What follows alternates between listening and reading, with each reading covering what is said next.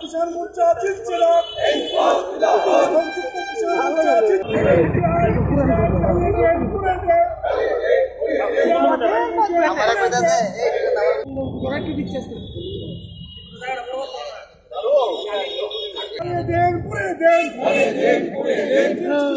चलिए देन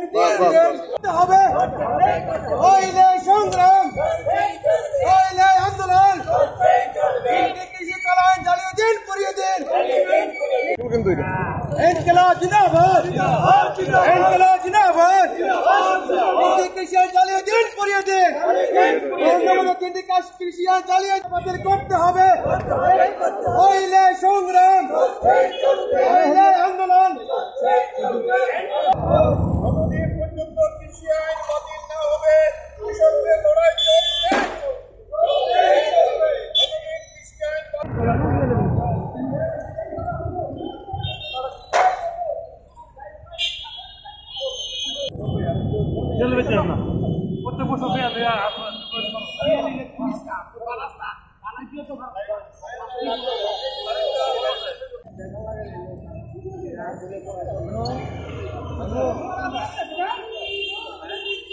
জানেন যে তিনটি কৃষি আইন বাতিল করা, ফসলের ন্যূনতম সহায়ক মূল্য তার আইন নিশ্চিত করা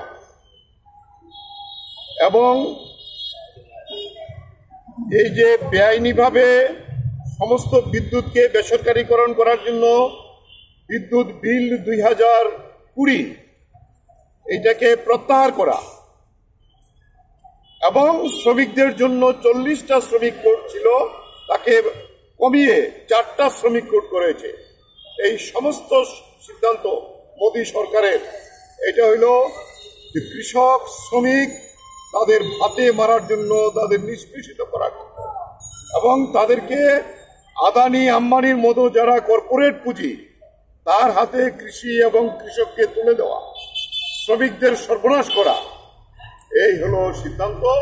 তাই নভেম্বর 2020 থেকে 26শে নভেম্বর এই যে লড়াই চলছে কৃষকদের, সিদ্ধান্ত হয়েছে যতদিন এই আইন বাতিল না হবে, এই বিষয়গুলো প্রত্যাহার না হবে, ততদিন এই লড়াই চলবে।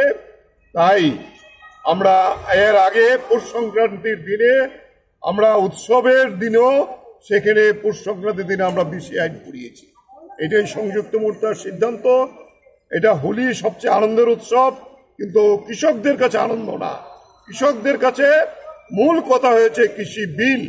তাই আমরা এই হোলির দিনে এই সংযুক্ত মোর্চার সিদ্ধান্ত অনুযায়ী এই ত্রিপুরাতেও আমরা আমাদের সংযুক্ত মোর্চার আহ্বানে আমরা এই কৃষির যে তিনটি আইন, এই আইন এখানে পুড়িয়ে আমাদের প্রতিবাদ গোটা দেশের সঙ্গে আমরা সামিল হলাম। এই লড়াই চলবে যতদিন পর্যন্ত নরেন্দ্র মোদী এই আইন বাতিল না করবে। যদি এই বাতিল না করে, নরেন্দ্র মোদীকে বাতিল করার জন্য আমাদের আরো বৃহত্তর সংগ্রামের জন্য কৃষকরা, শ্রমিকরা সবাইকে নিয়ে আমরা এগিয়ে যাব। এই হলো আমাদের শপথ এবং প্রতিজ্ঞা হোলির দিনে।